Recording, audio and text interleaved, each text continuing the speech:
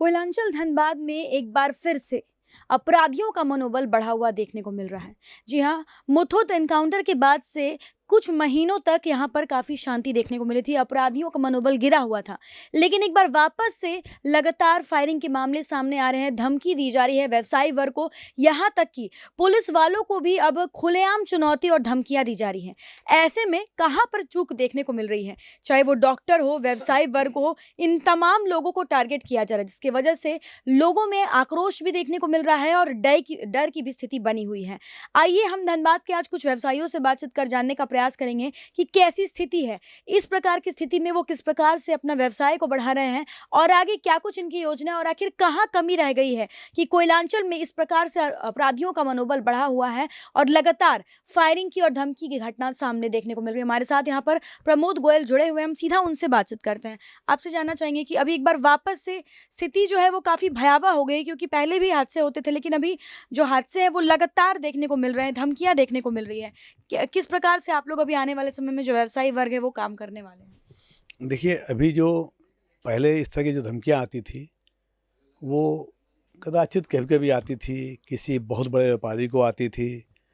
कोई या तो मान लीजिए कि बहुत बड़ा व्यापार करते हों, धनपति हों, समाज में उनका लोग दिखाई पड़ता है। अब तो लगता है कि ये धमकियाँ जो है अब सामान्य हो गई है, किसी को भी आ सकती है। जिस व्यापारी की कोई हैसियत नहीं है उसको भी धमकी आ रही है, जो हैसियत वाले उसको भी धमकी आ रही है। मुझे इस मामले में हमेशा ये लगता है, कहीं न कहीं हमारा जो प्रशासन तंत्र है, हमारी जो पुलिस है, हमारे जो अफ़सरान हैं, उनको उनका भय जो है वो इन अपराधियों से पूरा हट चुका है।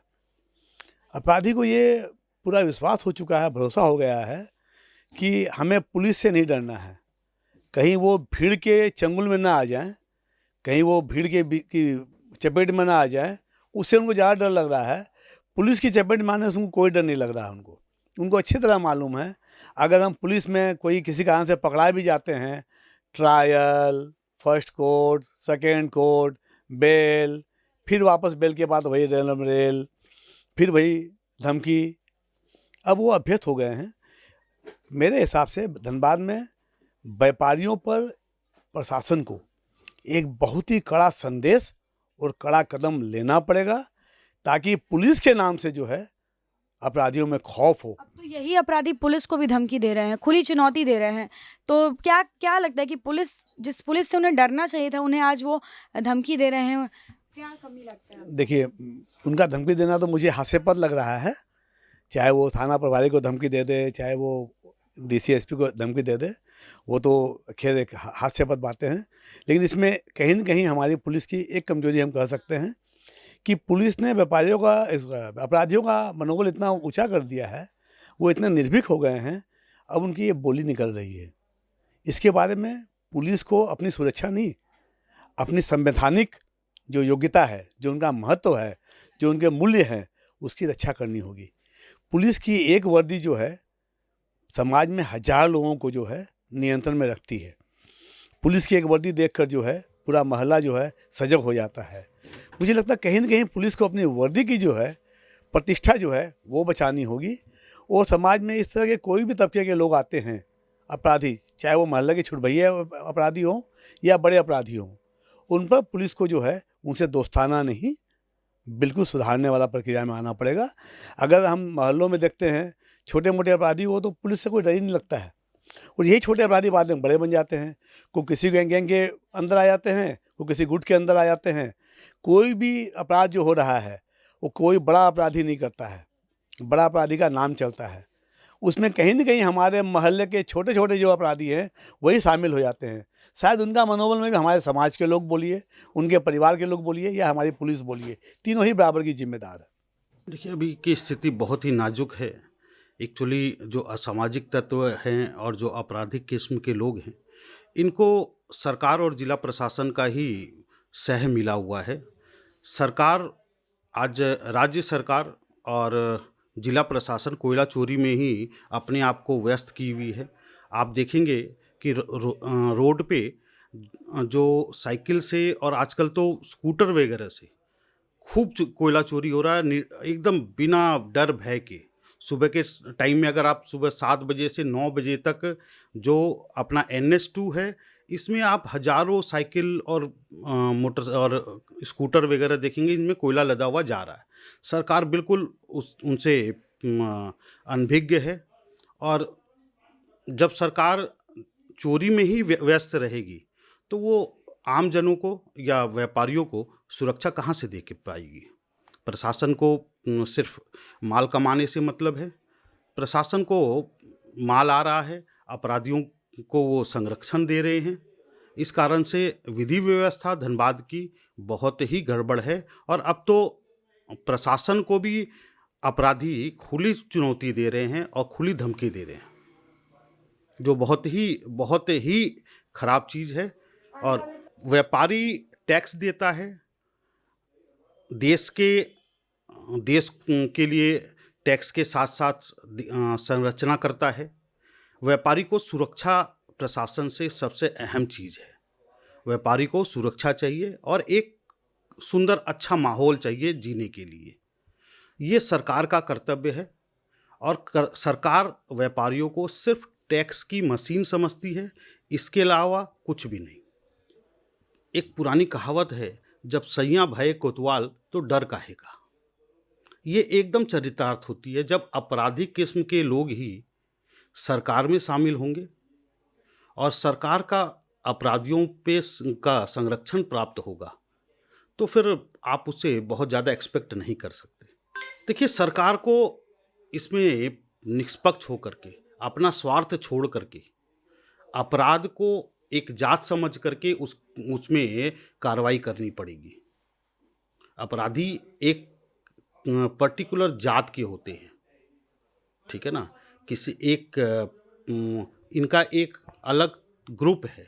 अपराधियों पे कार्रवाई जो है वो बिना डर भय के, आज सरकार डरी हुई है, उनको लगता है कि अगर हम कार्रवाई करेंगे तो कहीं न कहीं सरकार को नुकसान है। निर्भीक सरकार होनी चाहिए, ठोस सरकार होनी चाहिए। बात है कि डॉक्टरों को धमकी दी जा रही रंगदारी के लिए, व्यवसायियों को धमकी दी जा रही रंगदारी के लिए। तो हम लोग तो व्यापारियों के संगठन से जुड़े हुए लोग हैं, लेकिन मानसिक रूप से एक तो दबाव बना रहता है कि पता नहीं कब किसकी धमकी आ जाए, कब पैसा मांगने लगे रंगदारी का। तो स्वाभाविक है कि दबाव है। हम लोग देखिए जताते नहीं हैं, क्योंकि हम लोगों को 10 की आवाज़ बननी पड़ती।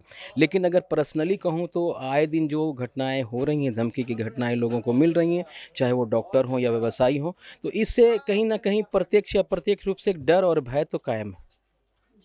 ऐसे में क्या लगता है कि क्या करने से आप लोगों को राहत मिलने वाली है? कहाँ पर सुधार करने की ज़रूरत है? देखिए, अपराधी आज इतने एक्टिव हो चुके हैं, अपग्रेड हो चुके हैं कि वो कहाँ से और किस माध्यम में से वो कॉल कर रहे हैं या कहाँ वो छुपे हुए हैं, ये शायद प्रशासन ट्रेस नहीं कर पा रही। लेकिन वो जिस तरह से हाईटेक हो चुके हैं, मेरा मानना है कि हमारे प्रशासन को भी हाईटेक होना। देखिए, मैं सिर्फ क्रिटिसाइज़ करके अपने बयान को सुर्खियों में रखूं, ये नहीं है। प्रशासन और ये हम आम लोग एक दूसरे के पूरक हैं। मुझे लगता है कि प्रशासन को सही समय का तलाश है कि वो प्रशासन को भी धमकी दी गई है। बिल्कुल, बिल्कुल, बिल्कुल। आप देख लीजिए कि उनका इतना मनोबल बढ़ चुका है कि वो व्यवसायी डॉक्टरों को, आमजनों को तो छोड़ दीजिए, प्रशासन को ललकार रहे हैं। या तो वो दिमागी रूप से वो दिवालियापन का पहचान है, या हताश है, या उसका जो टारगेट है वो फिरौती का वो मिल नहीं पा रहा है, जिस कारण वो अभी देखिए बेंगलुरु थाना प्रभारी को, पीके सिंह को उन्होंने बहुत अपने एक तरह से उस लहजे में धमकी दिया है कि मुझे लगता है कि प्रशासन भी इस चैलेंज को एक्सेप्ट करेगी। लेकिन मेरा एक मानना है कि प्रशासन को भी अपग्रेड होना पड़ेगा। देखिए, एक सामान्य समिति की बात हुई थी हम लोगों के बीच में कि व्यापारियों के बीच में और प्रशासन के बीच में लगातार एक बैठक होती रहे, ताकि जो एक भरोसा और विश्वास हम लोगों का, आज भी देखिए भरोसा और विश्वास हम लोगों का प्रशासन पे है, लेकिन आम व्यवसायियों के मन में भी ये भरोसा विश्वास है प्रशासन मेरे लिए एक्टिव है। तो प्रशासन को चाहिए कि लगातार बैठकें व्यापारी वर्ग के नेताओं के साथ या व्यापारी वर्ग के लोगों के साथ होती रहे, ताकि वो जो गैप्स है, जो हम प्रशासन से हम नहीं मिल रहे या प्रशासन हमसे नहीं मिल रहा, वो गैप्स को पाटा जा सके और एक आत्मविश्वास का जन्म हो सके। और विस्तार से बातचीत करेंगे हमारे साथ यहाँ पर बैंक मोड़ चैम्बर ऑफ कॉमर्स के अध्यक्ष प्रभात सुरोलिया। उनसे जानते हैं कि इस वक्त जो स्थिति है कोयलांचल की, इससे क्या कुछ असर व्यवसायियों पर देखने को मिल रहा है। लगातार रंगदारी की मांग की जा रही है, पहले व्यवसायी वर्ग से, अब डॉक्टर्स से, और प्रशासन तक को भी अभी धमकी दी गई है। क्या लगता है किस माहौल में आप लोग काम कर रहे हैं? नहीं, देखिए जो वर्तमान में स्थिति बनी है, वो काफ़ी भय का माहौल हो गया है और मैं कहूँगा कि व्यवसायियों के बीच में एक खौफ हो गया है कि आज उनको धमकी दी जा रही है। हो सकता है कि कल हमारा नंबर हो सकता है कल किसी और का, हमारे पड़ोसी का नंबर हो। तो मैं कहूँगा कि निश्चित रूप से अभी बहुत ही चुनौतीपूर्ण माहौल है हम लोग के लिए भी और खौफज़दा है सभी व्यापारी।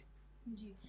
कैसे आपको लगता है कि कैसे निजात मिल सकता है इसमें? क्या संशोधन की ज़रूरत है? देखिए, निजात का तो अगर पुलिस चाह ले तो सब कुछ हो सकता है। पुलिस को इस पे एक्टिव होने की आवश्यकता है। आज हम लोग देख रहे हैं बहुत सारा मुद्दा ऐसा होता है जिसको पुलिस तुरंत सुलझा लेती है, लेकिन कुछ मुद्दे ऐसे हैं जिसको पुलिस सुलझा ही नहीं पा रही है।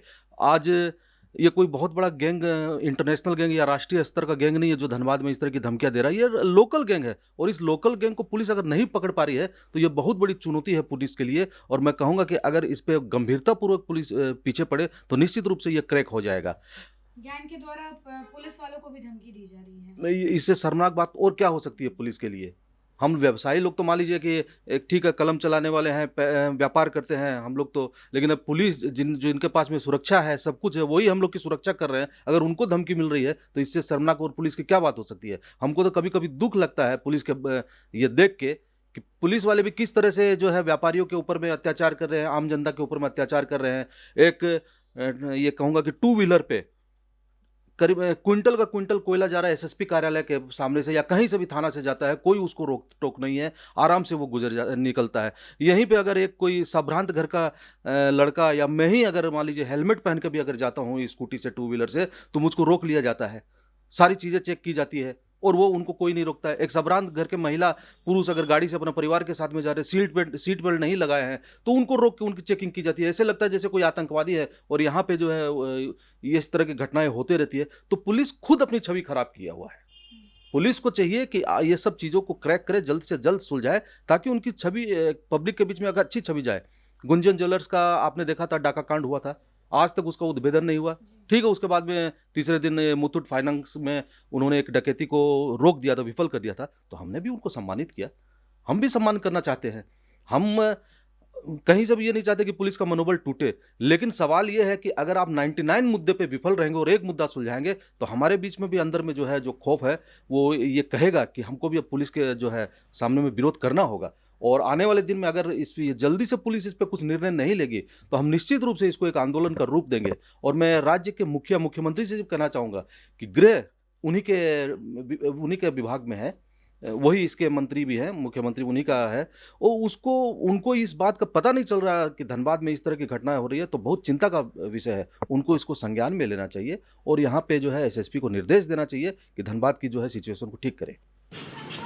तो बिल्कुल जैसा कि आपने सुना, हमने जब आज व्यवसायी वर्ग से बातचीत की तो उन लोगों ने साफ तौर पर बताया कि जिस प्रकार से रंगदारी मांगी जा रही है, फायरिंग की घटना और गोलीबारी की जा रही है, ऐसे में इन तमाम लोगों के अंदर डर और भय की स्थिति बनी हुई है। साथ ही साथ प्रशासन को लेकर भी नाराज़गी जताई इन लोगों ने साफ तौर पर कहा कि अगर प्रशासन चाहते तो फिर इस तरह के मुद्दों से जल्द निजात मिल सकता है। तो कहीं ना कहीं प्रशासन की लापरवाही देखने को मिल रही है।